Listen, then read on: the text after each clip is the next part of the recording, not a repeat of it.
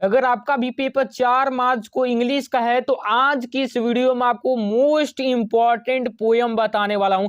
इस वीडियो से आपका 3 नंबर पोयम का और पोयम में ही क्वेश्चन आंसर लिखने को आता है 4 नंबर का। तो आज की इस वीडियो से आपका 7 अंक बिल्कुल फिक्स करा देने वाला हूं। बहुत बड़ी तैयारी आज की इस वीडियो में कराने वाला हूं, क्योंकि आज की इस वीडियो में आपको 4 मोस्ट इंपॉर्टेंट पोयम लेकर आ चुका हूं। केवल इनको आपको तैयार कर लेना है। इन्हीं को तैयार कर लेते हो तो आपका 7 अंक बिल्कुल फिक्स हो जाएगा। और ये एक टॉपर की तरह कैसे आपको लिखना है पोयम, सेम इसी प्रकार से लिखना है।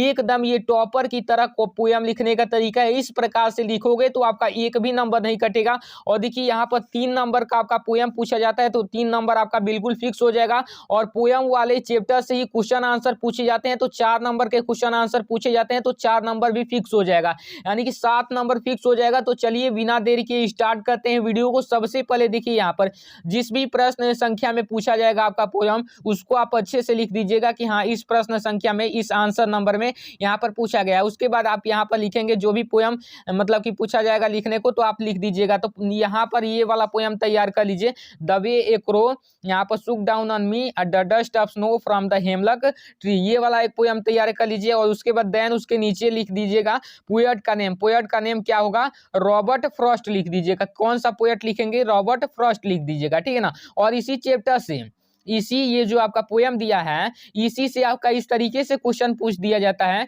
कि who shook the dust of snow, who shook the dust of snow on the poet.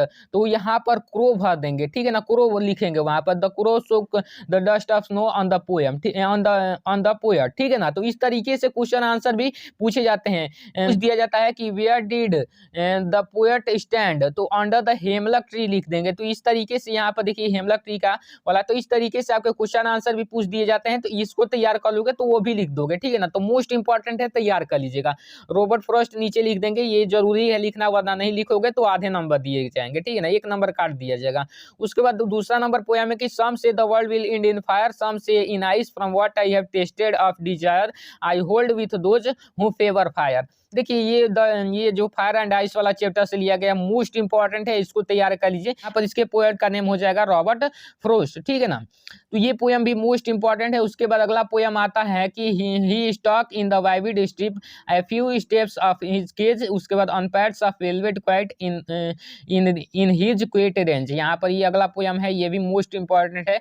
Animals वाला चैप्टर का इसका पोएट जो होंगे लेस्ली नॉरिस हो जाएंगे, ठीक है ना। उसके बाद अगला का है फोग वाला चैप्टर से लिया गया। The fog comes on a little cat feet. It sits looking over Haver and city on silent haunches and them moves on. यहाँ पर इसका पोएट का नेम हो जाएगा कार्ल सैंडबर्ग। तो ये मोस्ट इंपॉर्टेंट है, इसको तैयार कर लीजिए। अच्छे से देख सकते हैं यहाँ पर, एक बार फिर से देख लीजिए अच्छे से। यहाँ पर एक ये पोयम हो गया, एक ये पोयम हो गया, उसके बाद एक ये वाला पोयम हो गया। और पोएट का नाम भी अच्छे से सेम इसी प्रकार से आपको लिखना है। चाहे कोई सा भी पोयम आ जाएगा, जो भी पूछ दिया जाएगा उसको तैयार कर लीजिएगा। चारों पोयम याद कर लीजिए, बहुत ज़्यादा इंपॉर्टेंट है। और सेंट्रल आइडिया भी इन्हीं से पूछे जाते हैं, तो वो भी आपका मार्क्स फिक्स हो जाएगा। तो आज की वीडियो में आपका 4 और 3 7 मार्क्स बिल्कुल फिक्स करा दिया। वीडियो कैसे लगे कमेंट में जरूर बताइएगा।